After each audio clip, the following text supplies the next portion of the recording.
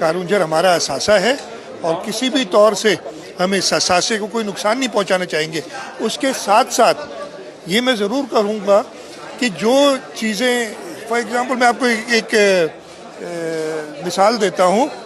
इसी तरीके से आज से 10-15 साल पहले लोग थर कोल के बारे में कहते थे, और ये कारूंजर भी वही इलाका है।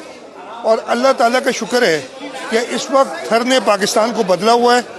जो कोयला हम वहाँ से निकाल रहे हैं, जो लोग समझते थे कि किसी काम का नहीं है, वो सबसे सस्ती बिजली पैदा कर रहा है और इस मुल्क को रोशन कर रहा है। और इंशाल्लाह ताला इस मुल्क का जो फ्यूचर है, इसका मुस्तकबिल है, वो भी इससे वाबस्ता है। इसी तरीके से कारूंजर की जो कदीमी उसका इम्पोर्टेंस है, उसको नज़र में रखते हुए ये अश्योर करते हैं कि सिंध हुकूमत, पाकिस्तान पीपल्स पार्टी की हुकूमत कभी भी उस पे कोई समझौता नहीं करेगी। लेकिन उसके साथ साथ तरक्की की राह में अगर कोई हायल होता है तो उसको हम ज़रूर समझा के, उसकी इम्पोर्टेंस देख के हम उनको भी कायल करेंगे, जैसे हमने थर कोल के लिए कायल किया था लोगों को।